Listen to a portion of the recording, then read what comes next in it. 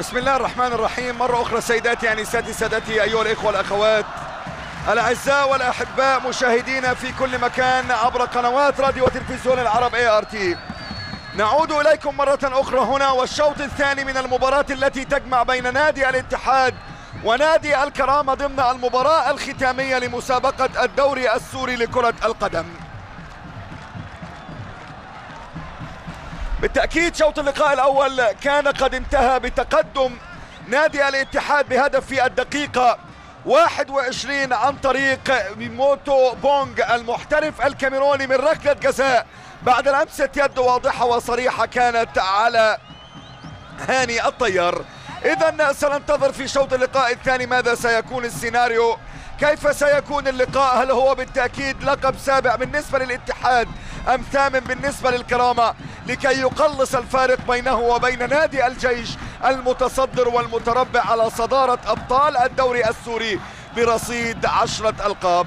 بالتأكيد شوط اللقاء الأول التشكيلة كما هي من جانب الفريقين: الكرامة مصعب بلحوس حارس مرمى، أنس الخوجة وبلال عبد الدايم وفراس إسماعيل في الدفاع، فهد عودة وحسان عباس وعاطف جنيات وتامر حاج محمد وعلاء الشبل في منطقة الوسط، هاني الطيار ومحمد الحموي في منطقة الهجوم. بالنسبة لنادي الاتحاد محمود كركر حارس مرمى، عمر حميدي وماجد حمصي وعبد القادر دكة في منطقة الدفاع، بكري طراب، يحيى الراشد، عادل عبد الله ووائل عيان ومحمود أمنة في منطقة الوسط، أوتوبونغ وأنا الصاري في خط الهجوم. محسن بسمة الذي أدار شوط اللقاء الأول بكفاءة وأدار شوط اللقاء الأول بتميز، والذي كان قد أشهر البطاقة الصفراء مرتين بالنسبة لنادي الكرامة بالنسبة لعلاء الشبلي وأيضا بالنسبة إلى تامر حاج محمد. إذن سننتظر شوط اللقاء الثاني وسنشاهد ماذا سيحدث في شوط اللقاء الثاني. بالتأكيد نريدها مباراة كبيرة ونريدها قمة كبيرة، ونريد أن نشاهد في شوط اللقاء الثاني ماذا سيخبئ القدر للفريقين. هل هي بطولتك يا اتحاد كما أنهيت شوط اللقاء الأول، أم هي عودتك فارسا كما عاهدناك يا كرامة؟ هننتظر وهنتابع وهنترقب، الجميع يتابع والجميع ينظر، وهنا كما نشاهد بالتأكيد وبالتحديد أننا نشاهد هنا الملعب ممتلئا آخره، هنا ملعب الباسل في مدينة اللاذقية. منظر حلو جدا ومنظر جميل جدا والجو ربيع والدنيا بديع وكل الناس عمالة بتغني أحلى تشجيع. بالتأكيد عايزين نشوف مباراة جميلة. بدأ الشوط الثاني تغيير في أماكن اللاعب، على اليمين نادي الاتحاد وعلى اليسار نادي الكرامة، أو العكس، على اليمين نادي الكرامة وعلى اليسار نادي الاتحاد.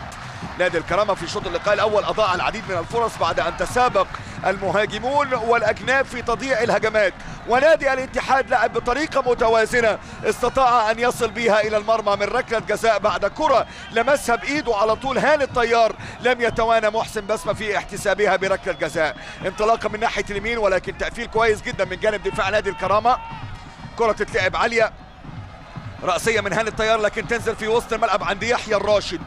بالتأكيد المدير الفني القدير حسين عفش في الشوط الثاني مدي تعليمات ومدي أولويات، عملية إغلاق المساحة، عملية التركيز مع مفاتيح اللعب اللي ممكن تظهر مع الكرامة، والعكس برضو بالنسبة لنادي الكرامة. محمد شاكر قويض مش عايز يتنازل عن هذا اللقب، مهم جدا ان هو يحتفظ باللقب بالمرة الرابعة، تبقى حاجة ويبقى إنجاز ويبقى حاجة كبيرة جدا في تاريخه، أعتقد أنها لم تحدث من قبل في تاريخ كرة القدم السورية. يبقى نادي جبلة هو الآخر من موسم 85 حتى موسم 89 هو اللي حافظ على ثلاثية في تصدارة الدوري، ويبقى أيضا بعد ذلك نادي الجيش من موسم 2000-2001 لحد موسم 2002-2003. صفارة من محسن بسمة وفي خطأ محتسب لمصلحة نادي الكرامة. شوط اللقاء الأول السيناريو خان محمد شاكر قويت في أكثر من كورة، ويمكن كان في الشوط الثاني كان في محاولات وهيبقى في محاولات هنشوفها بعد مرور دقيقة ونص من عمره وأحداث شوط اللقاء الثاني. ضربة حرة غير مباشرة عند مصعب بلحوس، مرمى ما تعرضش بخطورة زي ما تعرض مرمى محمود كركر، بل بالعكس مصعب بلحوس كان في وقت كتير جدا جدا جدا يعني بيصادفه سوء حظ من ركلة الجزاء اللي احتسبت ضده واتسددت من اوتوبونج. هنا بينية حلوة، هنا فهد مع الكرة بالعرض والحموي لكنها سهلة جدا عند محمود كركر. حلوة الكرة وادي هاني الطيار اللي كان بيتقدم وكان بيحاول يستغل الكرة هاني، لكنها سهلة جدا عند حارس المرمى اللي بيمسكها برشاقة وبهدوء محمود كركر. أنا الصاري رأسية بترتد وبترجع بداية مرة تانية في منطقة وسط الملعب، محاولات من جانب نادي الاتحاد ولكن الكرة بتطلع لخارج الملعب عشان تبقى رمية تماس لمصلحة نادي الكرامة. هتتلعب رمية التماس اهي هديت، رجعت مرة تانية في منطقة وسط الملعب، محاولة لبداية الهجمة ولكن قافل كويس جدا ومقفل كويس جدا جدا بكر طراب لخارج الملعب. بدأت تبان طريقة 4-4-2 بالنسبة لنادي الاتحاد عشان يقفل عليها المساحة، بعد ما كان بيلعب ب3-5-2 هيبدأ يلعب بطريقة 4-4-2 عشان يقدر يتحكم في الملعب أكتر ويقدر يفتح لنفسه مساحات. عاطف جنيات في شوط اللقاء الاول لم يكن موفقا في اكتر من كرة، ولكن هنا في لمسة يد واضحة وصريحة جدا على بلال عبد الدايم عشان تبقى صفارة من محسن بسمة وخطأ ضربة حرة مباشرة. خطأ وضربة حرة مباشرة. حلب الاهلي المرصع بالبطولات والالقاب وهو اكثر اندية الوطن في سوريا يحصد هذه الالقاب، ففي فئة الرجال زي ما قلت لكم 5 القاب من الدوري من السيريان برايمر ليج. وانا استغربت يا جماعه وتعجبت كثيرا جدا جدا عندما شاهدت الاحصائيات اللي كانت بتتكتب على الدوري السوري. بالتاكيد نسبه اهداف عاليه ونسبه تهديف عاليه، ولكن يبقى حتى هذا الوقت وحتى وقتنا هذا اكثر نادي مسجل اهداف هو نادي الاتحاد برصيد 48 هدف. اقل فريق دخل في مرمى اهداف هو نادي الجيش. اقل نادي دخل في مرمى اهداف هو نادي الجيش زي ما اقول لكم برصيد 15 هدف. كرة بترجع مرة تانية في وسط الملعب، محاولة موجودة على حدود منطقة الجزاء، محسن بسمة ما بيشيرش لأي حاجة بل بالعكس تغطية من عمر حميدي. علي عند أنس صاري مع بلال عبد الدايم ضاغط عليه عند محمود الأمنة، مع الكرة محمود عايز يمر محمود الأمنة لكن اتقفل عليه كويس جدا جدا جدا واتقطعت بحيوية وبنشاط وبإصرار. تمريرة أمامية من جانب تامر حاج محمد لكن تنزل في منطقة وسط الملعب. باين إن الشوط الثاني هيبان إن في فوارق، وممكن لا قدر الله بعد كل العمليات دي وبعد كل الضغط دون ممكن اتوقع ان احنا نشوف حالة طرد. بدأ يبقى في خشونة، بدأ اللقاء يخش في مرحلة العند والتحدي، وعند التحدي قصة طريفة جدا وقصة جميلة جدا هرويها لكم على مضض وعلى مدار من هذه المباراة. كرة بتتلعب عالية على حدود منطقة الجزاء لكن بيطلعها كويس جدا دفاع الاتحاد، تغلط الكرة من على اقدام بكري طراب لكن مقفل كويس عادل عبد الله. اوتو بونج مع الكرة، اوتو بونج بينطلق، اوتو بونج مع بلال عبد الدايم ولكن اوتو بونج مع الكرة يهدى في وسط الملعب. ادي عادل عبد الله مع الكرة لاعب الوسط الحديدي، تغييرة ملعب عند وائل عيان مع الكرة وائل لكن علاء الشبلي. وائل مرة ثانية بيسيطر على الكرة 1-1 مين هيعدي، وادي وائل بيسدد لكن الكرة بتخبط في قدم حسان عباس. ترتد مرة تانية عند فهد، عايز يلعب كرة عند هاني الطيار لكن اتكعبلت في قدمه ورجعت مرة تانية عند وائل. عادل عبد الله مع الكرة يلعب كرة أمامية، وائل عبد الله عايز يمررها عند اوتو بونج لكن هي مقطوعة عند عاطف جنيات.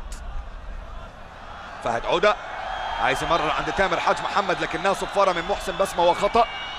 أنس صاري بيطالب بتغيير. بقول لكم أنا كنت من الأول متوقع إن في الشوط الثاني أنس صاري يخرج وينزل مكانه إما عبد الفتاح الأغا اللي بيناسب على لقب الهداف ويحاول أن ينال لقب الهداف، ولكن حتى هذا الوقت لقب الهداف حائرا في مسابقة الدوري السوري. كرة بتتلعب أمامية من جانب نادي الكرامة، أنس صاري واقع على أرض الملعب ولاعيبة الكرامة بتستأنف اللاعب. أدي انطلاقة عند محمد الحموي لكن الكرة بتطلع لخارج الملعب. احتكاك ملوش أي لازمة خالص يا جماعة، احتكاك ملوش أي لازمة خالص ما بين بكري طراب وما بين محمد الحموي. ادي بكري طراب ولكن محسن بسمة شايفينه، ومحمود كركر هنا بخبرة وباكسبيرينس عالية جدا بيخش بيهدي الوضع وبيقول له خلاص. ادي بكري طراب بيتكلم معاه محسن بسمة وبينادي على عاطف جنيات. ياسر ادي هون بيتكلم معاه محسن بسمة. محمد الحموي لسه متنرفز محمد الحموي.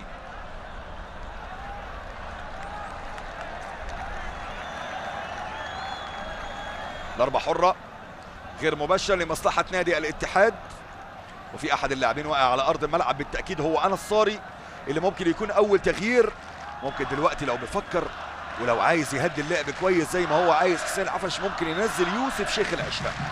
يوسف شيخ العشرة لاعب وسط الملعب المتميز اللي كان أعيد لنادي الطليعة وعاد مرة أخرى إلى صفوف نادي الاتحاد هذا الموسم. من الممكن أن يكون هو ورقة رابحة، ممكن يكون هو ورقة رابحة، وممكن يكون هو اللي له كلمة، وممكن يكون هو اللي يقدر يعمل عملية إريحية في منطقة وسط الملعب. عبد الفتاح الأغا قلت لكم عبد الفتاح الأغا ممكن هو اللي يبقى بديله، وبالفعل عبد الفتاح الأغا اللي كان بيعاني من إصابة من فترة طويلة ولكنه يعود مرة أخرى هنا إلى أرض الملعب. عبد الفتاح الأغا على حساب أنس صاري بيتكلم مع وائل عيان. ونزل هو قدامنا عبد الفتاح الأغا المهاجم، واللي يعتبر من المعشوقين بالنسبة لجماهير حلب وبالنسبة لجماهير نادي الاتحاد. رمي التماسة تتلعب من ناحية اليمين، كرة عالية رأسية في وسط الملعب أمامية، محاولة موجودة من جانب نادي الكرامة لكن صفارة من محسن بسمة وخطأ لمصلحة نادي الكرامة. الشوط الثاني الوقت هيمر مرور الطير في حقل الورود على نادي الكرامة، وهيمر مرور السلحفاة على نادي الاتحاد. نادي الاتحاد عايز المباراة تخلص وينهيها بهدف مقابل لا شيء وينال لقب الدوري السوري في أغلى ألقابه على الإطلاق، ونادي الكرامة يتمنى في أن لا ينتهي الوقت وأن يعادل النتيجة وأن يعدل ويحقق الانتصار ويهدي الرباعية التي بالتأكيد تنتظر الفريق على أحر من الجمر. ومنذ أن عهدت بطولة الدوري السوري كرة القدم ومنذ أيامها الأولى، ونادي الاتحاد هو أول من احتكر هذه البطولة في موسم 66-67. بالفعل سوريا حكاية عشق وحكاية محبة بالنسبة لي فعلا. دمشق في القلب، قلبي في هوى حلب، دمي حماة ونوح الجسر أغنيتي. دي كانت من الأشعار وكانت من الكلمات الجميلة اللي كانت بنتحدث بها دائما عن سوريا، ونتحدث بها دائما عن تلك البلاد الصامدة، نتحدث بها دائما عن الوحدة العربية وعن الوحدة الوطنية، نتحدث بها دائما عن بلاد صلاح الدين وبلاد خالد بن الوليد. ضربة حرة غير مباشرة هتتلعب. بلاد الشام من البلاد المباركة في القرآن الكريم زي ما احنا عارفين. بلاد الشام من البلاد التي دائما ما كانت مقتبل للتجارة العربية على مدار التاريخ، وعندما يتحدث التاريخ ويفتح أبوابه فليس علينا سوى أن نجلس صامتين ونستمع لما يقوله التاريخ. وعندما قال التاريخ عن سوريا قال الكثير والكثير قوي قوي قوي قوي. رمي التماسة تتلعب. هنا في حالة عدم تركيز موجودة عند فراس اسماعيل اللي بيحاول ان هو يقرب، لكن في تغيير وخارج فراس اسماعيل. ممكن يكون مكانه اياد ماندو، ممكن يكون مكانه اياد ماندو، دايما بيعتمد على اياد ماندو في هذا الوقت. وهنا بالفعل اياد ماندو هو التغيير القادم بالنسبة لنادي الكرامة. اياد ماندو اللي قدامنا اللي قادم من نادي الوحدة في موسم 2005، وبرضه عاطف جنياتا يخرج، ممكن يكون مروان السيدة، لكن اللي نزل دلوقتي قدامنا هو ياسر شاهين. ادي ياسر شاهين اللاعب الناشئ الصغير اللي قدامنا اللي نزل، لكن اياد ماندو بالتاكيد هيبقى له دور ايجابي جدا في شوط اللقاء الثاني مع فريق نادي الكرامه. تمريره اماميه، محاوله عند عبد الفتاح الاغا، يعدي كويس جدا عبد الفتاح الاغا، يلعب بعرض الملعب عبد الفتاح، ولكن يطلع يمسكها مصعب ملحوس، والصفاره موجوده من محسن بسمه بتقول ضربه ركنيه. صفاره موجوده من محسن بسمه بتقول ضربه ركنيه، ومصعب ملحوس بيقول والله ما فيها اي حاجة، لكن خلاص القرار احتسب والراية اترفعت والضربة الركنية هتتنفذ لمصلحة نادي الاتحاد. جماهير الكرامة متذمرة بهذا القرار، وجماهير الكرامة مش عاجبها هذا القرار. واياد ماندو بقول لكم نزل على حساب عاطف جنيات، والركنيه عاليه للاتحاد، لكن الرأسيه بتطلع كويس جدا من الدفاع. ترتد، ادي محاوله عند يحيى الراشد، بيلعب الكره جميله جدا يحيى الراشد، فعلا من شابه اباه كما ظلم. بالفعل جمعة الراشد كان من الاسماء اللي تألقت في الجيل الذهبي مع مصطفى حسيني ومع محمد نافع بوستلي ومع احمد حمصي وبرضه مع يحيى حجار. كرة طلعت لخارج الملعب وبقت رمي التماس. هتتلعب رمي التماس لمصلحة نادي الكرامة. نادي الكرامة للجماهير بتاعته دلوقتي متذمرة وبتطالبه بهدف لتعديل النتيجة، وعلى أقل تقدير أن يخرج اللقاء في شوطه بالتعادل ويمتد للوقت الإضافي قبل أن يستأنف إلى ضربات الترجيح إن أمكنت للمباراة ذلك. كرة بتتقطع من قدام تامر حاج محمد وبترجع في وسط الملعب عند يحيى الراشد. تتطرف بكري طراب مع الكرة، بكري بيمر كويس جدا جدا، بكري بيحاول يمر، بكري يا ولد يا بكري بيعدي وبيخترق. ادي التمريره الاماميه عند عبد الفتاح الاغا، مع الكرة عبد الفتاح بعرض الملعب بيتحرك ما عندوش اي مشكله. وائل عيان مع الكرة، وائل عايز يمر، وائل عيان لكن في ضغط موجود عليه من ياسر شاهين، وهنا وائل عيان بيحاول لكن الكرة لخارج الملعب ورمي التماس لمصلحة نادي الاتحاد. هتتلعب رمية التماس لمصلحة نادي الاتحاد. ادي محمد شاكر قويض او ابو شاكر اللي قلت لكم ان الصحف العالمية تحدثت عن شمس اشراق جديدة في عالم كرة القدم السورية، تتحدث عن محمد شاكر قويض، وواقع على ارض الملعب هنا قدامنا عبد الفتاح الاغا. بقول لكم هو كان مصاب قبل المباراة وبقاله 4 أسابيع غائب عن المباراة وغائب عن المشاركات، ولكن بالتأكيد حسين عفش المدير الفني اللي تولى المهمة بعد على طول إقالة تيتا لاندرو المدير الفني الروماني هو من عمد لهذا التغيير. جماهير موجودة وبالتأكيد جماهير حمص وجماهير نادي الكرامة متعجبة ومستغربة من هذه النتيجة، وخاصة ان هي ما كانتش متوقعة خالص من هاني الطيار لمسة اليد اللي ارتقلها اوتو بونج في مرمى مصعب بلحوس بهدف. اتلعبت رمية التماس، ادي محاولة موجودة، محاولة للمرور لكن صفارة من حكم اللقاء، وهنا خطأ ضربة حرة مباشرة. خطأ ضربة حرة مباشرة بالتأكيد هيجي لها في الوقت دون بكري طراب او محمود الأمنة. محمود الأمنة هو اللي كان مر وهو اللي كان عدى وهو اللي كان خد نفسه مكان كويس جدا وكان تمركز في منطقة رائعة، ولكن هي صفارة من حكم اللقاء. ادي بكري طراب زي ما قلت لكم، وادي عبد الفتاح الأغا ومعاهم وائل عيان على تنفيذ الضربة الحرة المباشرة لمصلحة نادي الاتحاد. لسه المباراة ما خلصتش، محدش يعتقد ان المباراة انتهت، محدش يعتقد ان المباراة خلصت، بالعكس بالعكس المباراة لسه قدامها كتير جدا جدا جدا. الضربة الحرة بتتلعب وادي التسديدة من الأغا لكن بتخبط في دفاع نادي الكرامة، بتتشتت من حسان عباس، يلعب واحدة عالية حسان في محاولة عند محمد الحموي ولكن قافل كويس جدا ماجد حمصي، ترتد مرة ثانية عند ماجد، يلعب تمريرة أمامية ماجد خبطت في أقدام الحكم، والحكم زي ما احنا عارفين لو خبطت الكرة في قدمه وغيرت اتجاهها ما فيهاش أي حاجة خالص. الشباب المتحمس اللي أسس فكرة نادي خالد بن الوليد بنية إلى سيف الله المسلول، ولكن تم تغيير الاسم عندما تم دمج الأندية عام 71 وتحول اسمه إلى نادي الكرامة الذي أصبح منذ ذلك الوقت شمس لا تغيب عن بطولات كرة القدم السورية. أحد لاعبي الاتحاد واقع على أرض الملعب، وهنا حسين عفش بيتكلم، وحسين عفش بيطالب لاعبته ببذل قصارى الجهد، وقدامنا هو عبد القادر دكة واقع على الأرض. عبد القادر دكة بيعاني من كرامب كده على طول في قدمه، وخارج ماجد حمصي خارج أرض الملعب، ماجد حمصي خارج بره أرض الملعب، لكن برافو من الاتحاد السوري لكرة القدم، بيذلل كل الفوارق وبيسهل من كل العقبات اللي موجودة في أرض الملعب، من توفير حماية أمنية ومن توفير أيضا كل الإسعافات الأولية الملتزمة والمطلوبة في أرض الملعب لكي يخرج اللقاء بالشكل المطلوب. إن فاز الكرامة هنأناه وإن فاز الاتحاد هنأناه، احنا الاتنين محايدين، احنا جايين نتفرج وجايين نشجع وجايين برضو نعلق، لكن التعليق بالتأكيد بالحياد ما هو إلا مجرد مسؤولية وبمجرد أمانة في عنقي لابد أن أؤديها حتى نهاية هذه المباراة. رمي التماس ترجع مرة ثانية، حسان عباس يلعب واحدة عالية، حسان محاولة موجودة على حدود منطقة الجزاء، محمد الحموي يسد الكرة لكنها بتتقطع من عمر حميدي، ترتد في منطقة وسط الملعب، ادي هنا الانطلاقة وادي محاولة المرور، لكن صفارة موجودة من محسن بسمة وخطأ وضربة حرة. صفارة من محسن بسمة وخطأ وضربة حرة لمصلحة إياد ماندو. انطلاقة موجودة بالنسبة لنادي الكرامة، كرة بتتلعب بأرض الملعب، هنا إعادة للكرة وهنا فرصة موجودة، لكن دفاع نادي الاتحاد على طول بيطلع الكرة لخارج الملعب عشان تبقى ضربة مرمى. طلع الكرة لخارج الملعب عشان تبقى ضربة مرمى. يوسف شيخ العشري، يوسف شيخ العشري اللي قلت لكم لابد من نزوله في منطقة وسط الملعب عشان يهدي من الضغط اللي موجود ومن الضغط اللي موجود بشكل كبير جدا من جانب نادي الكرامة على منتصف ملعب نادي الاتحاد. تغيير، هيخرج ماجد حمصي بيعاني بالتأكيد من شد، واللي هينزل مكانه هو يوسف شيخ العشري. يوسف شيخ العشري هو اللي هينزل. محسن بسمة بيدي انذار بالنسبة إلى ماجد، يخرج على أقل من مهله، يمكن ما يكونش قادر لكن حكم اللقاء قال له اخرج من أي مكان. هنا اللي قدامنا يوسف شيخ العشري اللي كان جاي من الانتدابات، بقول لكم من صفوف نادي الطليعة. مجدي حمصي بيتكلم مع حكم اللقاء والطريقة مش عاجبة حكم اللقاء.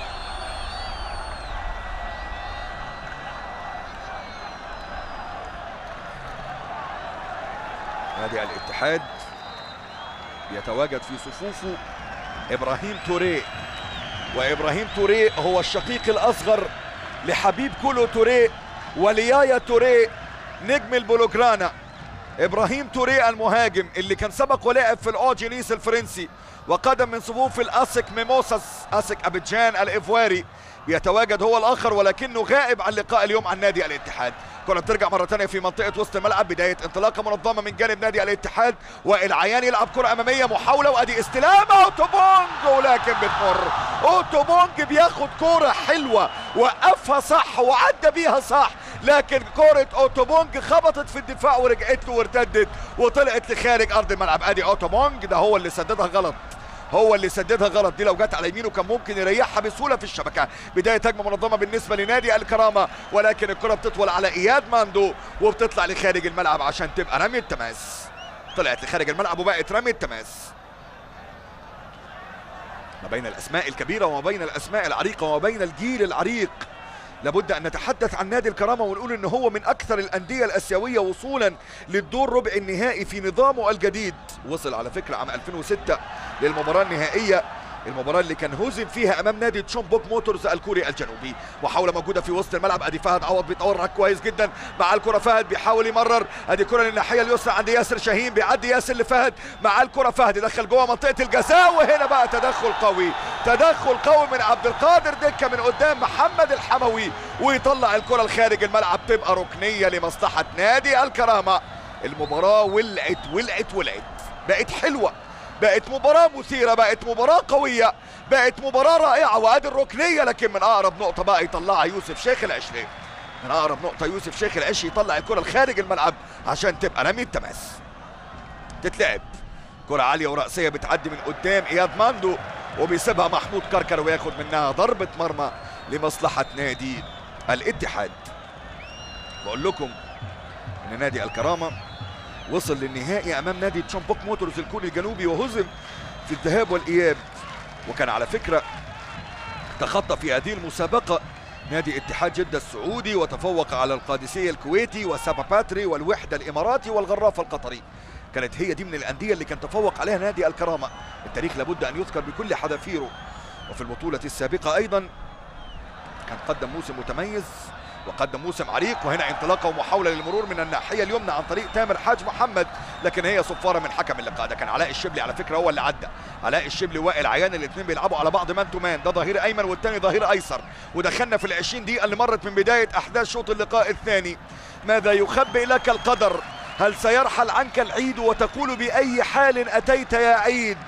هل ستمضي حزينا يا عيد ساحبا اذيالك، صامتا تبحث عمن يحسن استقبالك؟ محمد شاكر فؤاد مش عايز العيد يعدي، ومش عايز الوقت يمر الا ويحمل الفرح بالنسبه لجماهير الكرامه.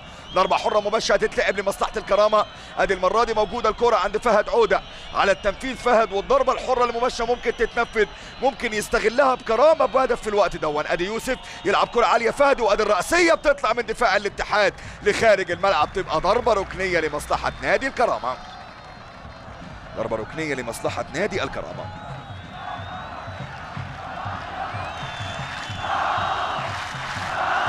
سامعين جماهير الكرامة عمالة بتشجع، وادي الكرة اللي بتتلعب عالية ورأسية بتنزل جوه المنطقة، لكن يطلعها عبد القادر دكة في وسط الملعب. استلامة مرة تانية بترجع، محاولات موجودة، حسان عباس يلعب كرة عالية على حدود منطقة الجزاء، ويطلع كركر بالغلط، يطلع كركر بالغلط، لكن في تأمين دفاعي كويس جدا. لاعبي الاتحاد بيتساقطوا الواحد تلو الآخر على أرض الملعب، بيحاولوا إن هم يضيعوا وقت. وادي كرة عالية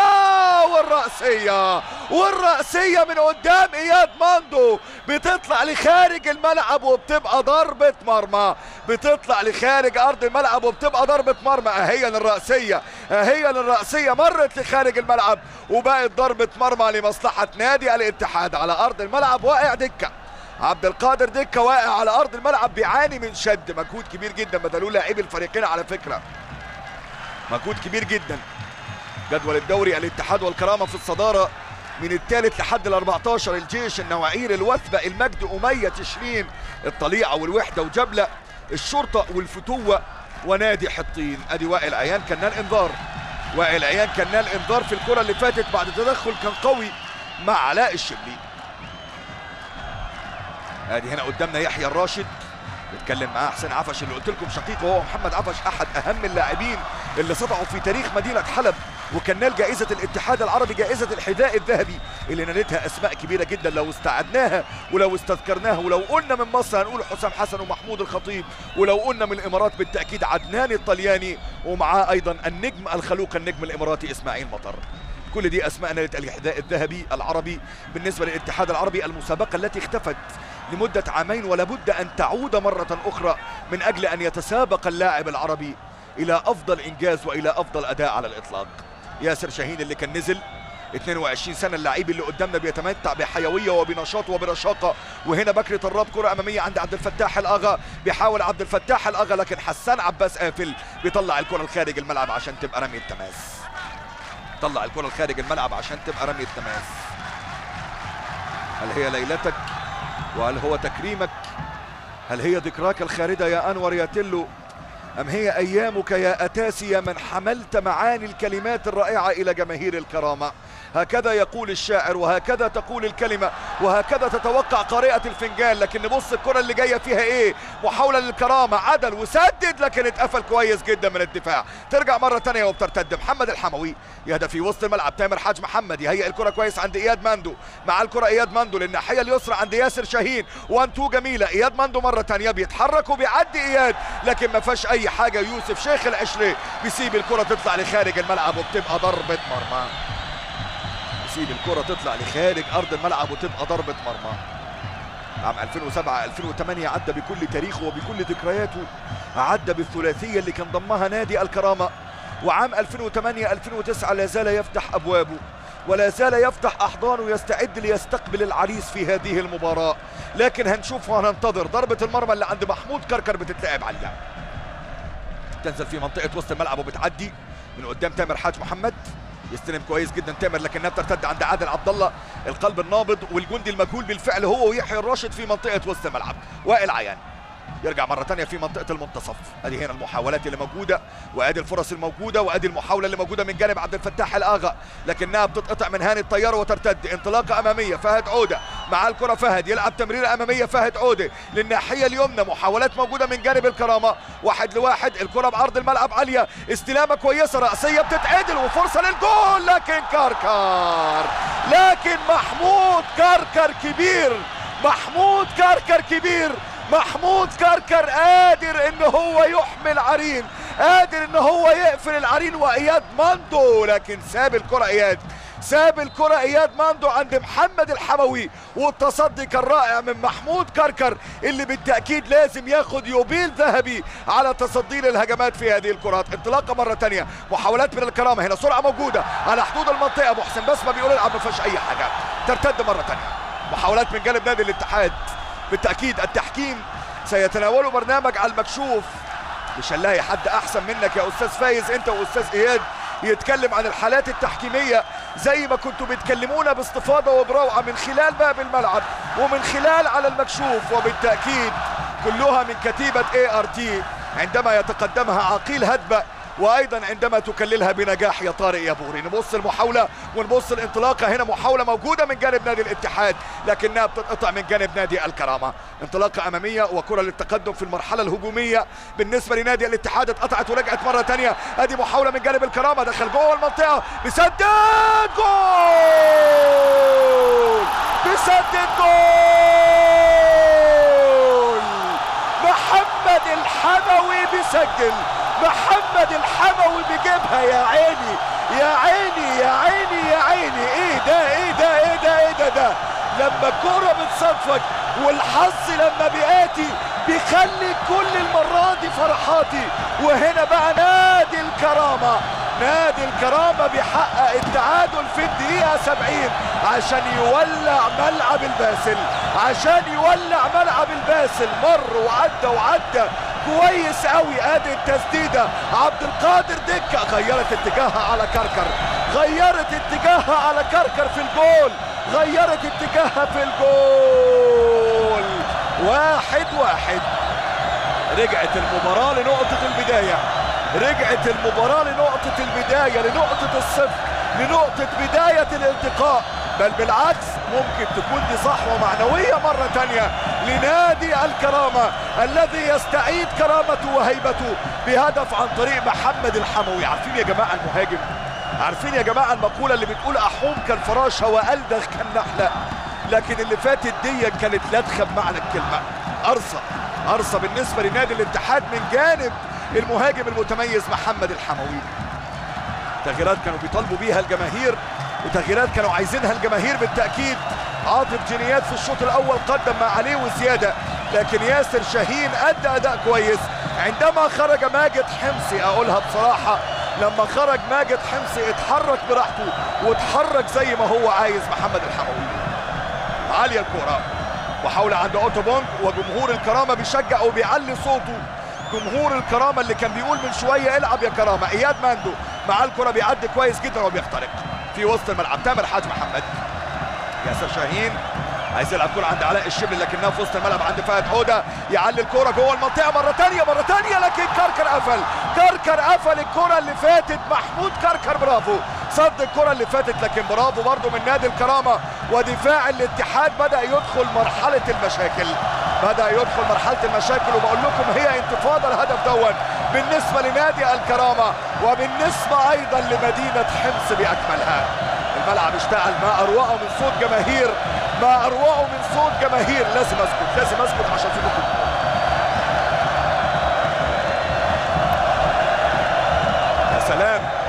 يا سلام على سيمفونية الجماهير يا جماعة. لما بتفرح الكل بيفرح والكل بيسعد وبيتآنس، ويا سعده يا هناء اللي فريقه هيفوز النهارده. ادي التمريره من فهد عوده والاستلامه اللي كانت موجوده من هاني الطيار عند فراس، لكن كان محمود كركر مقفل. محمد شاكر قويط واقف. لا يريدوها ان تكون نهايه رجل شجاع، بل يريدوها ان تكون ليله من الليالي الشاميه. وعندما نتحدث عن الدراما السوريه، وعندما نتحدث عن قصص البواسل السوريه، فإننا سنتحدث أيضا عن دراما كرة القدم السورية.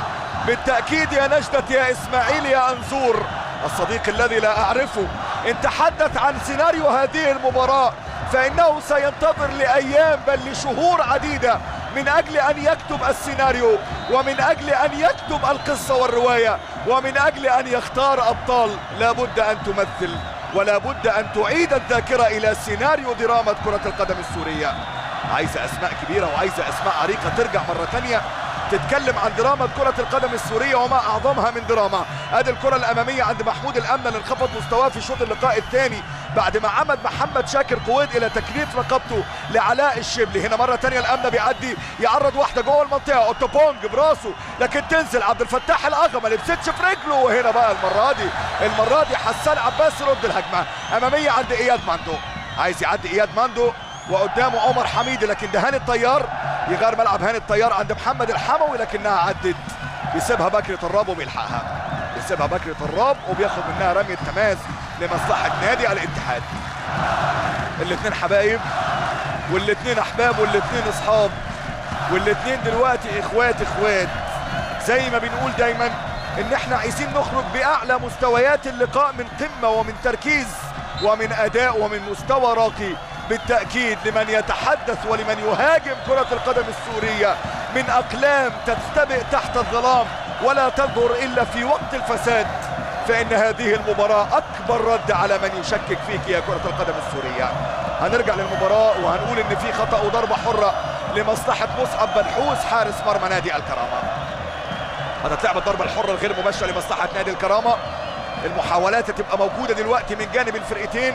نادي الكرامة بدأ ينشط وبدأ يستجمع العزيمة والإصرار بعد ما جاب هدف التعادل، ونادي الاتحاد بيمر بمرحلة من انعدام التوازن، لأن حسين عفش ما كانش متخيل إن ممكن السيناريو يمر كده. كرة رأسية بترجع من عبد القادر دكة لكنها سهلة جدا عند حارس المرمى محمود كركر. ترجع الكرة مرة تانية من وسط الملعب. تامر حاج محمد، تمرير عايزين يخلوها بينية لكن بالخطأ ترتد، وهنا بقى البينية مرة تانية، هنا بقى المرية مرة تانية. الكعبل في الكرة اللي فاتت واتزحلق يوسف شيخ العشري لكن ما وصلتش عند هاني الطيار اللي كان عايز يحط بينية ويطلع محمد الحموي اللي يجيب الهدف الثاني، لكن الكرة مرت وطلعت ووصلت سهلة جدا عند حارس المرمى. أصوات الجماهير تعلو، أصوات الجماهير تتعالى، وما أحلاها من أصوات وما أحلاها من أصداء. إليك يا معشوقة الجماهير ويا أميرة القلوب يا كرة القدم. تنزل مرة تانية عند عادل عبد الله، بيمر من وسط الملعب عادل، يحاول ان هو يتقدم عادل.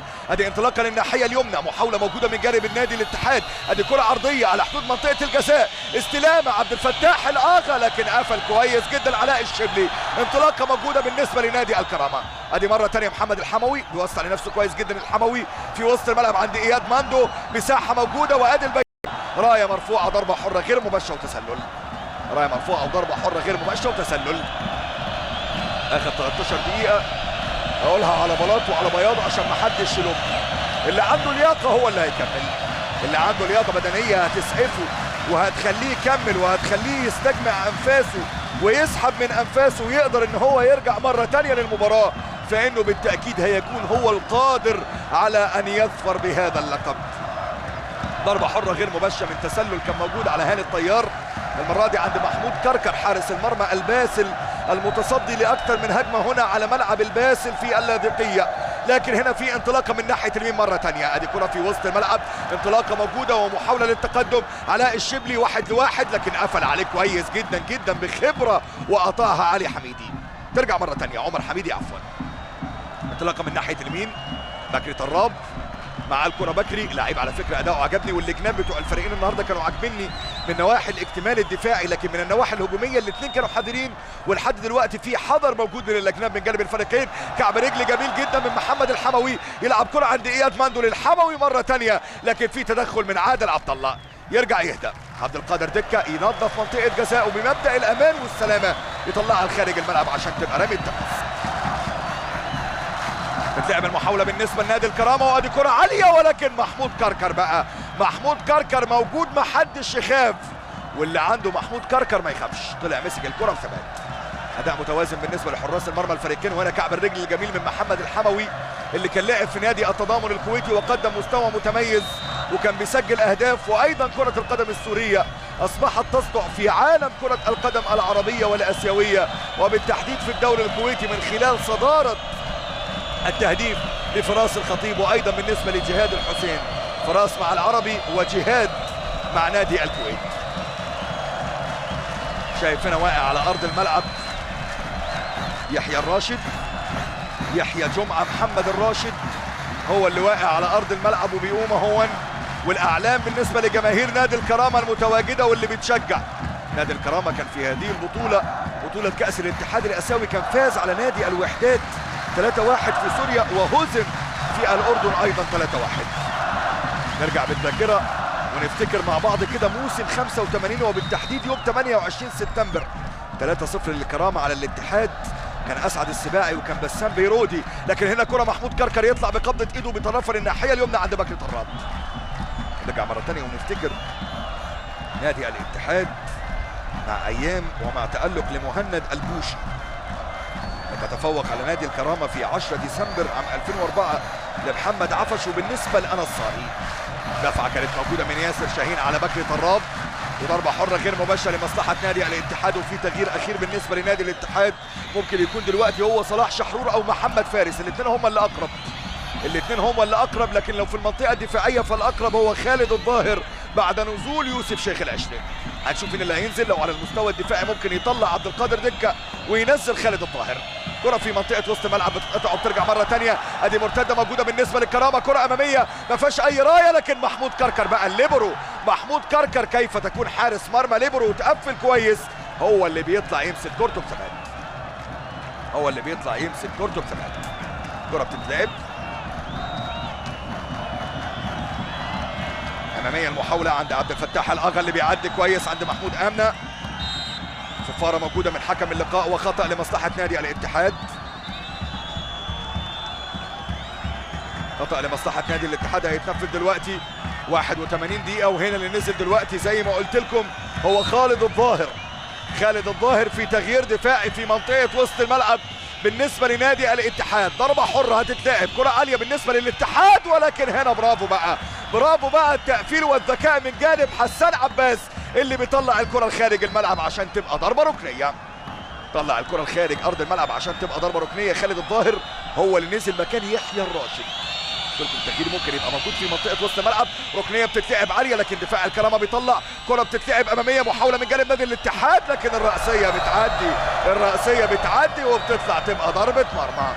عدت الكرة من قدام محمود الأمنة وطلعت لخارج الملعب وبقت ضربة مرمى. النسخة رقم 38 من الدوري السوري للمحترفين، الدوري السوري اللي بيتبناه كاملا الاتحاد السوري لكرة القدم، واللي بالتأكيد نجحت قنوات راديو وتلفزيون العرب بريادة في أن تنقل لكم مباريات هذه البطولة بكل حذافيرها وبكل لغاتها. كرة بتتلعب هنا، انطلاقة موجودة ومحاولة من محمد الحموي، لكن محمود كركر بيطلع يمسك الكرة. محمود كركر طلع مسك الكرة بتاعته بثبات اللي فاتت، كان خايف ان ممكن يكون فيها هجمة ولا ممكن يكون في عملية تخاذل من الدفاع، ان هو كل واحد يعتمد على الثاني. لاعيبه نادي الاتحاد اللياقه البدنيه بتاعتهم على فكره مش مكتمله، وهنا واقع على ارض الملعب بكري طراب، ان شاء الله يقوم سليم بكري طراب. نادي الوليد هو الاسم السابق بالنسبه لنادي الاتحاد، ونادي خالد ابن الوليد هو الاسم السابق بالنسبه لنادي الكرامه. تتوارث الاجيال وتعود الاجيال لكي تتذكر، وتعود الاجيال لكي تتحدث. نادي الكرامه الذي اسس عام 1928 ويلعب في ملعب الخالد بن الوليد اللي بيتسع ل 38,000 متفرج، واللي رئيس النادي الحالي ليه بالنسبه له دلوقتي هو الاستاذ مرتضى الدندشي. اما بالنسبه لنادي الكرامه فالتاسيس بالنسبه لنادي الكرامه كما قلت لكم بالنسبه لنادي الاتحاد التاسيس كان عام 1953، والملعب هو ملعب حلب او ملعب أليبو انترناشونال ستاديوم في مدينه حلب في سوريا، الملعب اللي بيتسع ل 75,000 متفرج، وبالفعل هو للفرق الغريمه والفرق التي تاتي لكي تلعب من خارج سوريا او من خارج حدود حلب هو من لا يكون الا مجرد مقبره للغزاة. رمي التماس عند عبد القادر دكه، هيحاول يبدا الهجمه عبد القادر دكه لمصلحه نادي الاتحاد، لكن الكره بترجع من ياسر شاهين في منطقه وسط الملعب، لكنها صفاره من حكم اللقاء وخطا. صفاره من حكم اللقاء وخطا لمصلحه نادي الاتحاد. نادي الاتحاد بيحاول يهدي اللعب، بيحاول يخرج المباراه لاشواط اضافيه، بيحاول يخرج المباراه لاوقات ممتده، ولكن لمن سيكون الليله، لمن ستكون الكلمه. هنبص ادي واحده عاليه على حدود منطقه الجزاء، حسان عباس بيطلع، ترتد مره ثانيه، انطلاقه موجوده، تامر حاج محمد يلعب واحده عاليه عند محمد الحموي اللي عايز يفوتها محمد الحموي، لكن يوسف شيخ العشره مقفل كويس جدا، ضغط عليه محمد الحموي وخد الكوره. ادي الحموي مع الكوره يهدف وسط الملعب، لعيب مهاري. ادي محاوله موجوده مره ثانيه، هاني الطيار يسدد، هاني الطيار، لكن استعجل هاني الطيار ده فهد عدوي هو اللي سدد الكره اللي فاتت، فهد عودي، وطلعت الكره لخارج ارض الملعب. فهد عدي هو اللي سدد الكره اللي فاتت وطلعت لخارج الملعب، بقت ضربه مرمى عند محمود كركر. بتلعب ضربه المرمى، الوقت بيمر، داخلين على الدقيقة 85 واخر 5 دقائق متبقية من عمر واحداث هذه المباراة. الكرة بتتلعب عالية وبترجع من اياد ماندو في وسط الملعب، بترتد مرة ثانية، تهدأ. تحضير موجود عند وائل عيان اللي بدأ يختفي، لأن الاعتماد من الهجمات بالنسبة لنادي الكرامة بدأ يعتمد من منطقة وسط الملعب، ونادي الاتحاد اللياقة البدنية اللي موجودة عند لعيبته ما بقتش تسعفهم ان هم يتقدموا، ان هم يحاولوا يتحركوا على الأجناب. اللي هيخطف هدف دلوقتي هقول له ألف مليون مبروك. رمي التماس اتلعبت. حديث عن الأزمة الاقتصادية اللي طالت عالم كرة القدم يخلي الواحد بيستغرب وبيشوف هل كرة القدم تسير إلى نفق مجهول أم إيه، لكن نبص إياد ماندو اللي بيلعب تمريرة أمامية. إياد ماندو اتحرك كويس جدا في الكرة اللي فاتت، هو هاني الطيار عايز يلعب واحدة بأرض الملعب عالية، عدت من قدام إياد ماندو، ما لقيتش أي حد خالص غير عادل عبد الله. الأزمة الاقتصادية ممكن تكون طالت عديدة من أندية اضطرتها ان هي تبيع لاعيبتها، لكن نتمنى ان هي ما تطولش برضو انديتنا العربيه. اوتو بونج عايز يعدي اوتو بونج، لكن اتقطعت من قدامه وارتدت. ياسر شاهين بيستلم، كره اماميه موجوده عند محمد الحموي ولكن مقفل مره ثانيه عمر حميدي، تتقطع وياخدها كويس جدا بلال عبد الدايم. تمريره اماميه في منطقه وسط الملعب، عبد الفتاح الاغا يلعب عند محمود الامن الناحيه اليسرى عند وائل عيان. ادي هجمه منظمه بالنسبه للاتحاد، كره بتتلعب عاليه، محاوله على حدود منطقه الجزاء، لكن على طول دفاع الكرامه بيطلع، تنزل عند عادل عبد الله مره ثانيه، يهدي اللعب للناحيه اليمنى، خالد الظاهر يسند على طول مره ثانيه، محاوله موجوده وكره بتتلعب بالعرض من جانب بكري طراب، لكنها بتطلع لخارج الملعب وبتبقى رمي التماس. طلعت الكره خارج الملعب وبقت رمي التماس. وادي محمد شاكر قويض بيتكلم مع اللعيبه بتاعته. بكر طراب يلعب رميه التماس، بكري تهدى الكره عند ياسر شاهين، يعلي واحده ياسر شاهين لكن مقفل كويس جدا دفاع الاتحاد وبيطلعوا الكره خارج الملعب عشان تبقى رمي التماس. المباراه بينما تلفظ انفاسها الاخيره، توقع اي حاجه وتوقع اي سيناريو وتوقع اي حاجه ممكن تحصل. اضغطوا اضغطوا اضغطوا كده. محمد شاكر قويض بيقول كره عاليه بتتلعب، محاوله موجوده لكن يوسف شيخ العشر بيطلع الكره اللي فاتت وبيبدا هجمه في منطقه وسط الملعب. ادي بدايه للهجمه عند عبد الفتاح الاغا، مع الكره الاغا يلعب كره عند اوتو بونج، بيحاول اوتو بونج وبلال عبد الدايم ضغط على اوتو بونج اللي بيرجع بكعب رجله. وائل عيان مع الكره، وائل عايز يلعب بالارض، وائل عرضيه برازيليه اتقطعت ولكن دفاع الكرامه مقفل كويس جدا. ترتد اياد ماندو، يمر اياد ماندو لكن هنا في صفارة على نادي الاتحاد وخطأ وضربة حرة. خطأ وضربة حرة لمصلحة نادي الكرامة. ادي اياد ماندو نزوله كان مهم جدا وجه في وقت مطلوب، ان هو قدر يعمل عملية نقل الهجمة من منطقة وسط الملعب للهجوم في اقل وقت ممكن وبتمريرات سحرية سلسة بتوصل عند محمد الحموي.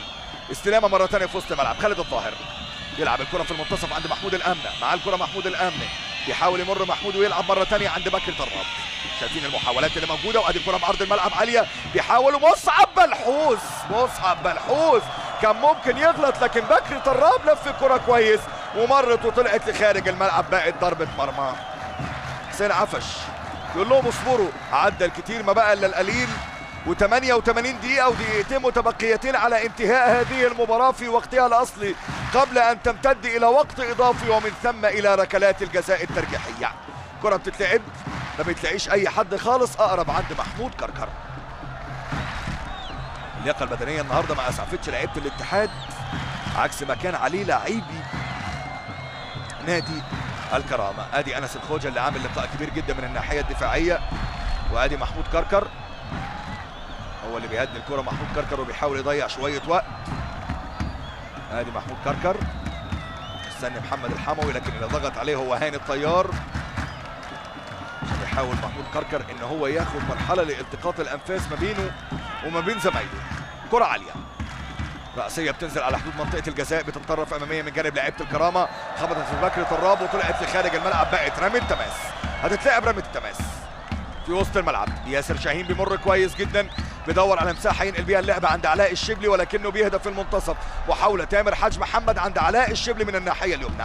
مع الكرة علاء، اكتشاف جديد جدا من الاكتشافات الموجودة في كرة القدم السورية. يا ولد يا ولد على التسديدة اللي فاتت، حلوة من بلال عبد الدايم، حلوة من بلال عبد الدايم، لكن تسديدة بلال مرت لخارج الملعب على يمين محمود كركر، تطلع لخارج الملعب وتبقى ضربة مرمى. ادي هنا الصاروخ اللي كان ممكن يضحك على الكل، رايحة في ال90، رايحة في محطة التقاء القائم مع العارضة، لكن الكرة مرت وطلعت لخارج الملعب، بقت ضربة مرمى.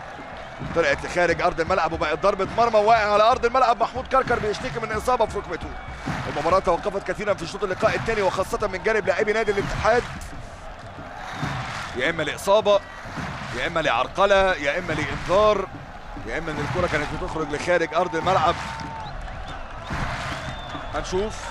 ادي اعادة للتسديدة بتاعت بلال عبد الدايم، التسديدة كانت كويسة جدا وتسديدة كانت قوية جدا وطلعت لخارج الملعب.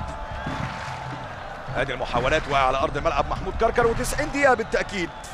مباراة 5 دقائق وقت محتسب بدل من ضائع، بناء على إشارة من محسن بسمة حكم المباراة السوري المتميز اللي بيدير هذا اللقاء بكفاءة عالية. اوتوبونج كان تقدم في الدقيقة 21 من ركلة جزاء، والتعديل جه بطريقة جميلة جدا عن طريق محمد الحموي اللي عدى على طول ومر وسدد الكرة، خبطت في عبد القادر دكة ودخلت في المرمى. 1-1 نتيجة إيجابية موجودة في أرض الملعب، و5 دقائق فيها الكثير والكثير والكثير والكثير والكثير، فيها كثير من الروايات وفيها كثير من القصص. بالتأكيد جماهير حمص تتمناها ليلة للكرامة، وجماهير حلب تتمناها ليلة للأهلية، ليلة بالنسبة لنادي الاتحاد، ليلة بالنسبة لكل جماهير حلب اللي متعطشة واللي بتتمنى ان اللقب يعود إليها بعد ما كانت افتقدته في موسم 2004-2005 وسلمته النادي الكرامة للحد اللحظة دي من موسم 2005-2006.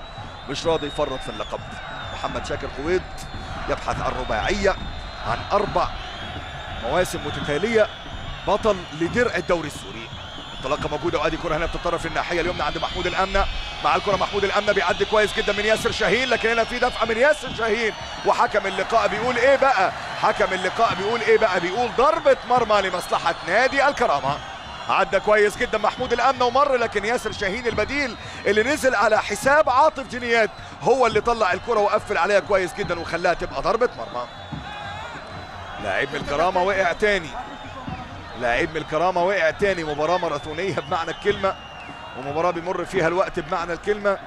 وادي زي ما احنا شايفين المدير الفني حسين عفش اللي تولى المهمة زي ما قلت لكم في وقت صعب، لكن هو أداها وقدود زي ما هو بيقول. قال لك أعشق المهمات الصعبة ولا أعرف أبدا المستحيل. مباراة النهارده قدم الشوط الأول بكفاءة عالية، لكن طبعا بكل ايجابيه وبكل حياديه نادي الكرامه كان في اغلب وفي معظم اوقات المباراه كان هو الافضل. انتشار كان متميز، التحركات كانت واعيه، جمل تكتيكيه كانت بتتنفذ بشكل رائع جدا. ضربه مرمى من مصعب بلحوس بتتلعب عاليه، تنزل مره ثانيه في المنتصف. ادي محاوله كانت موجوده من علاء الشبلي. اوتوبونج ودفعه وصفاره من محسن بسمه وخطا. اوتوبونج ودفعه وصفاره من حكم اللقاء وخطا. اوتوبونج برضو من اللاعبين الصغار في السن على فكره، واللي بينتظرهم مستقبل باهر مع المنتخب الكاميروني، ويمكن كان رجع النادي لاستريس الفرنسي زي ما قلت لحضراتكم، لكن هو كان قدم موسم ايجابي وموسم رائع عندما كان يلعب في الكاميرون هناك مع نادي توزيا ويندي. كره راسيه كانت ممكن تبقى جوه منطقه جزاء نادي الاتحاد ويستغلها، لكنها بترتد عند عبد الفتاح الاغا. مع الكره عبد الفتاح الاغا يلعب التمريره البينيه عبد الفتاح، وهنا في مساحات لكن حسان عباس بيقطع. اوتوبونج يقف على الكره، لكن شايفين يا جماعه الارتداد الدفاعي الكويس والسريع بالنسبه للاعبي نادي الكرامه. هنا في ضغط موجود وصفاره من حكم اللقاء، خطا ضربه حره مباشره لمصلحه نادي الاتحاد. خطا وضربه حره مباشره لمصلحه نادي الاتحاد. هتتنفذ الضربه الحره المباشره والمحاولات لا تزال قائمه، ونادي الاتحاد يمتلك فرص ايجابيه من تسديد الضربات الحره المباشره في توجيد وفي تواجد بجري طراب، وايضا في تواجد عيان. هنشوف هيحصل ايه. وادي الكوره الحره بتتلعب لكنها سهله جدا عند مصعب بلحوس، سهله جدا عند مصعب بلحوس من جانب وائل عيان. قلت لكم بيمتلكوا فرص وبيمتلكوا امكانيات ان هم يسددوا الضربات الحره المباشره بشكل كويس. كره على حدود المنطقه ما بتلاقيش اي حد غير عبد القادر دكه. اخر دقيقه بنلعب فيها بين الوقت المحتسب بدل من ضائع. تمريره لكنها بتخطئ اقدام بكر طراب وبتطلع لخارج الملعب عشان تبقى رمي التماس. محدش يقدر يراهن ومحدش يقدر يجازف ومحدش يقدر يقول اللقاء هيخلص لمين. احنا عندنا في مصر بنقول تبقى في ايدك وتقسم لغيرك. ممكن تبقى في ايد الكرامه في هجمه ترتدي وتقسم للاتحاد، مين عالم؟ محدش عارف. كانت في ايد ايطاليا في نهائي يورو 2000، كان اندريس فريسكي بينتظر ان هو يصفر صفاره النهايه، لكن كان سيلفان ويلتورد بيخترق شباك فرانشيسكو تولدو ليجي بعديه دافيد تريزيجيه ويمنح اغلى لقب للمنتخب الفرنسي في بطوله كاس اوروبا. كرة في وسط الملعب بتعدي من قدام يوسف شيخ العشري، محاولة على حدود منطقة الجزاء. هنا المرة دي انطلاقة كويسة جدا من فهد عودة، ما فيهاش أي حاجة خالص. أدي محاولة من الناحية اليمنى، ممكن يلعب الأرضية علاء الشبلي. مع الكرة علاء يعرض واحدة بعرض الملعب بتعدي والرأسية جوه المنطقة. إياد ماندو،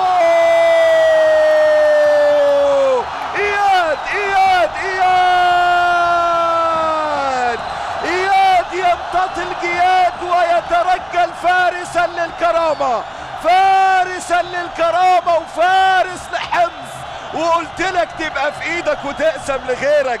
ما الاتحاد كان متقدم لكن الكرامة وهنا ايه بقى؟ هنا انذار من محسن بسمة، هنا انذار من محسن بسمة. وليلة الكرامة اصبحت ليلة عامرة، ليلة اصبحت مجنونة، ورحلة جميلة لللاذقية، رحلة جميلة لمصيف الاحلام هناك في سوريا. وهنا بالتأكيد اياد ماندو اللي سمعني من اول المباراة وفي نهاية الشوط الاول قلت ازاي ده يبقى موجود على الدكة، لكن اياد ماندو في الدقيقة 95 بيجيب اللقب الغالي لتكتمل رباعية الموسم عشان تبقى 4 ألقاب متوالية. عدت ازاي بالدفاع؟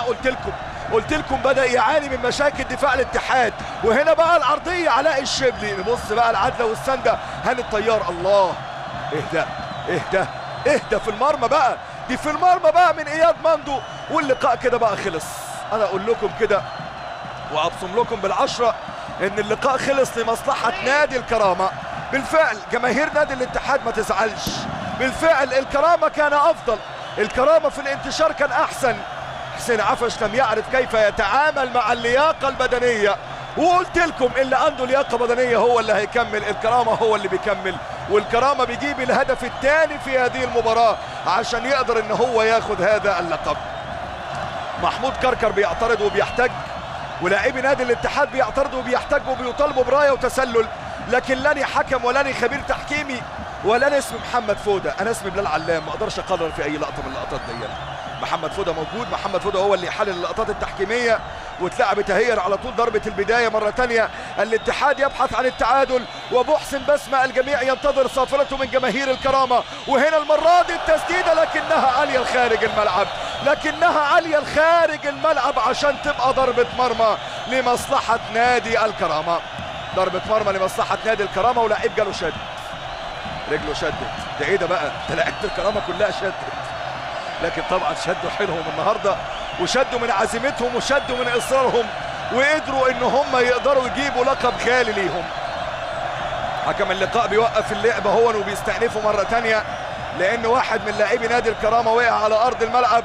وهنا بقى في ايه؟ هنا في ضربه مرمى لمصلحه نادي الكرامه. مصعب بلحوس يلعب ضربه المرمى العاليه، وهنا محسن بسمه منتظر ايه؟ محسن بسمه بيقول لمصعب العب. محسن بسمه شكله بعد الكره دي على فكره هيصفر، هنشوف.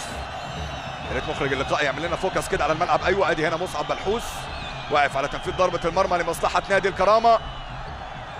لا ده فيها تضييع وقت، وفيها على طول هنا عمليه استهتار، ومصعب بلحوس هو اللي واقف على تنفيذ ضربه المرمى، لكن هو عايز ياخد انذار. هو عايز ياخد انذار، وباين عليه كده من الاول ان هو عايز يضيع شويه وقت. وهنا في ضربة مرمى هتتلعب لمصلحة نادي الكرامة. خلاص الكرامة بطلا للدوري السوري، الكرامة هو صاحب لقب الدوري السوري. وهنا بقى مصعب بلحوس هو اللي على تنفيذ ضربة المرمى.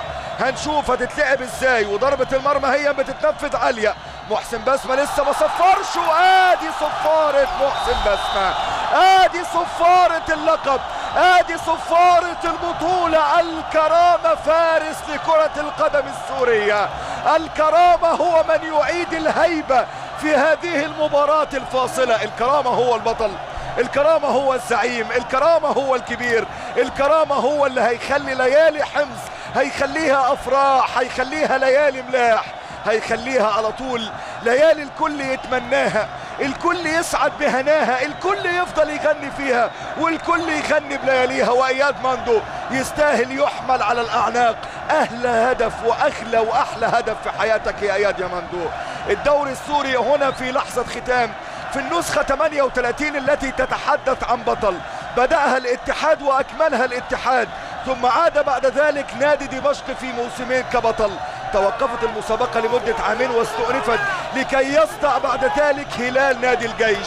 لتتوقف المسابقة عاما وتعود في موسم 74-75 ليشهد ميلاد البطل الكرامة، ثم تستأنف بعد ذلك البطولة ويجي نادي الجيش، بعدين الاتحاد، تتوقف المسابقة سنة ويرجع مرة تانية نادي الجيش، وبعدين نادي الشرطة تقف سنة. لكن ده كان آخر توقف، معلش زهقت وقلت إن أنا توقفت كتير، لكن نرجع نكمل. تشرين الكرامة، الكرامة، الجيش، ثم الجيش، ثم جبلة، ثم جبلة، ثم جبلة، الفتوة والفتوة، الحرية، بعد كده الاتحاد والحرية، الاتحاد والكرامة، تشرين، الجيش موسمين على التوالي، ثم بعد ذلك جبلة، الجيش 3 مواسم على التوالي، رجع الوحدة ورجع الاتحاد 2005 2006 الكرامة، 2006 2007 الكرامة، 2007 2008 الكرامة، 2008 2009 الكرامة برضو.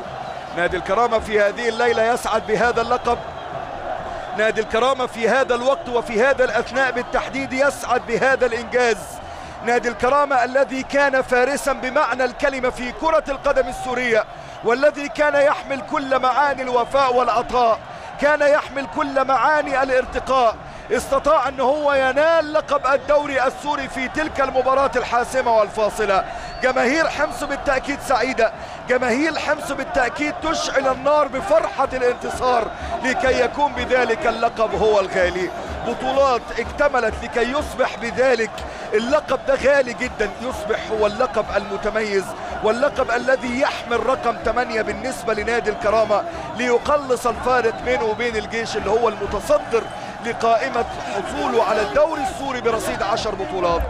الكرامة من البطولات وما بين الأندية وما بين الأسماء الكبيرة، ما بين السمعة العربية، ما بين السمعة الوطنية، ما بين نسخة دوري أبطال آسيا في عام 2008 عندما وصل زي ما قلت لكم للدور ربع النهائي في المجموعة اللي ضمت معاه السد القطري والوحدة الإماراتي وأهلي جدة السعودي، وخرج على يد بطل وعلى يد البطل الكبير نادي جامبا أوساكا. جماهير نادي الكرامة من حقها تفرح، جماهير نادي الكرامة من حقها ان هي تغني، لاعبي نادي الكرامة من حقهم ان هم يسهروا لحد الصباح. هي ليلة من 1000 ليلة مش هتتنسي. وبالتأكيد بالنسبة لنادي الاتحاد فإن العيد لن يكون بأحسن حال، بل بالعكس مضى العيد حزينا ساحبا أذياله، صامتا يبحث عمن يحسن استقباله. مش قادر يلاقي أي حد.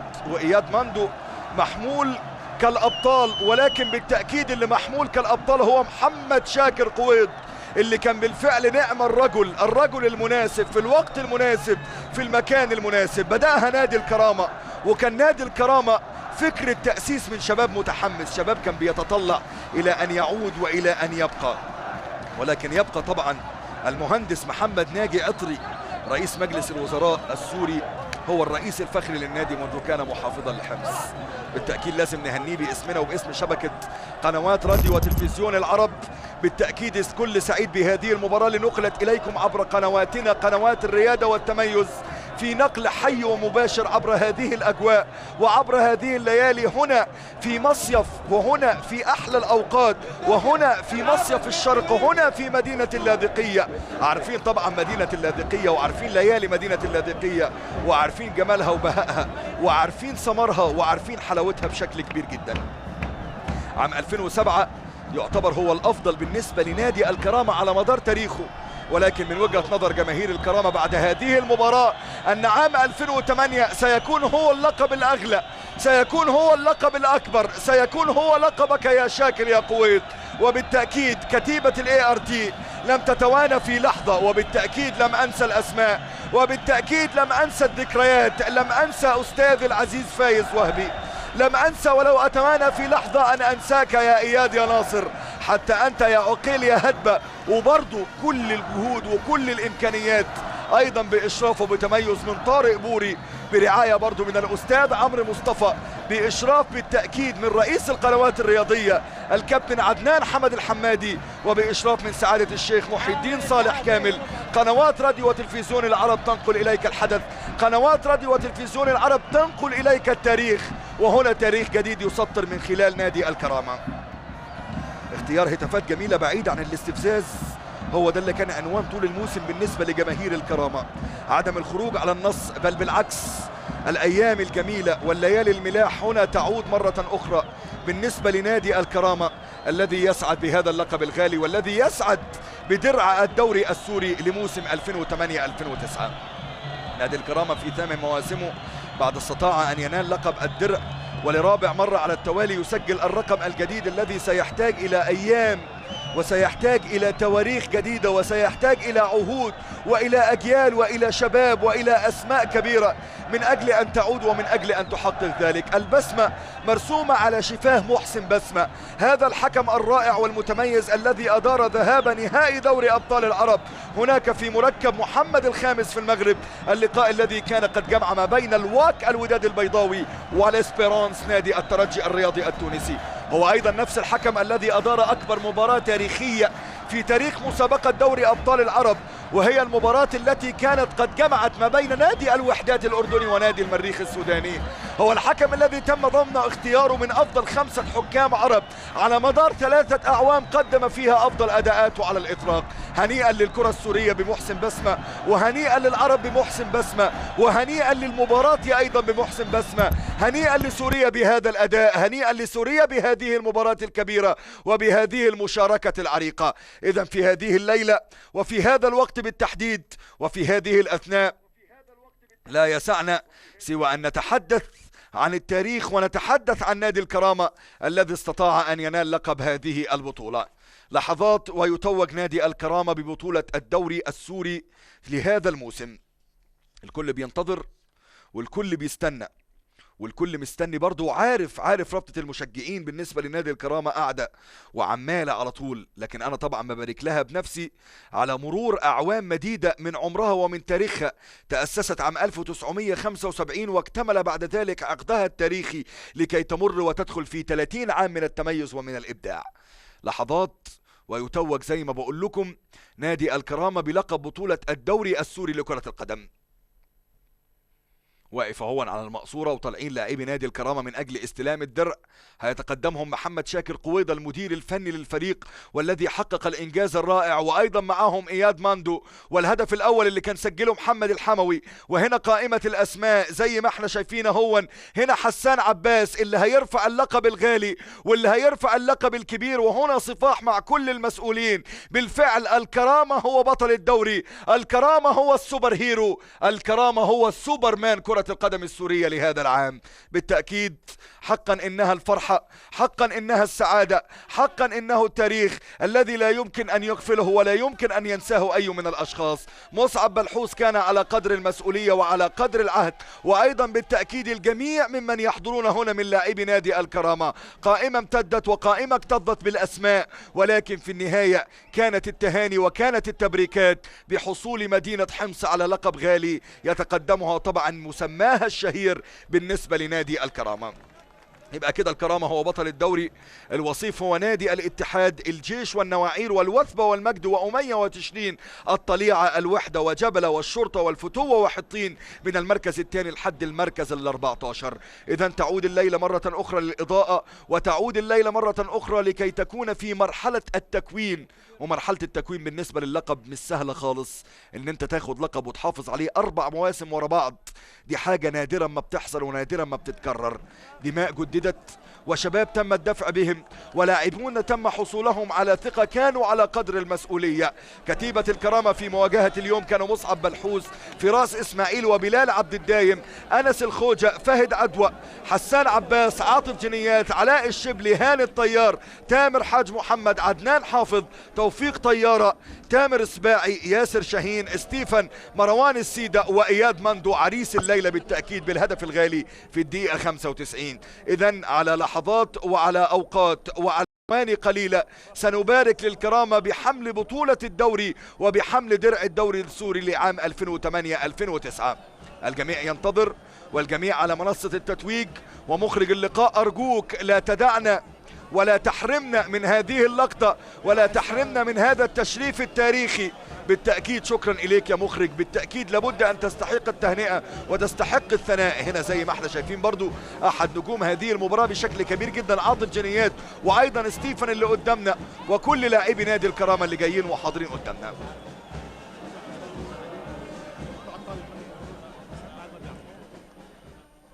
الأصوات تتعالى والموسيقى تعزف هنا في أرض الملعب والطبول تدق، وليلة الكرامة بالتأكيد ستكون ليلة من الليالي الكبيرة.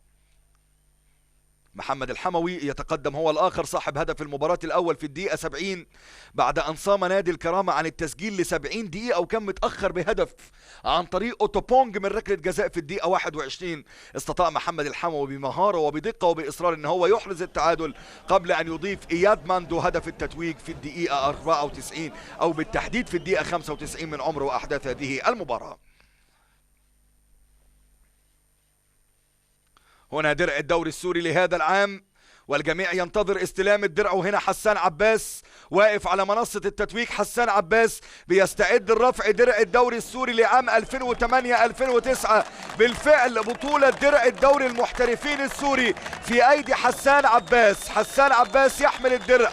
مبروك لنادي الكرامة، مبروك لإدارة نادي الكرامة، مبروك لجمهور الكرامة، مبروك لمدينة حمص، مبروك لسوريا على هذا الأداء. حظ أوفر لنادي الاتحاد. سيداتي أنساتي سادتي مشاهدينا متابعينا أعزائي أحبائي في كل مكان، متابعينا عبر قنوات راديو وتلفزيون العرب ART، لا يسعني سوى أن أشكركم على حسن استماعكم. أتمنى أن أكون قد وفقت من الله عز وجل في هذه المباراة. إذن قبل الوداع لابد من السلام بأحلى الكلام. لكم من التحية والتقدير، هذه تحياتي بلال أحمد علام. شكرا لكم، سلام من الله عليكم ورحمته وبركاته. على صور التتويج سأترككم للحظات وبعد ذلك سنتجه إلى فواصل إعلانية.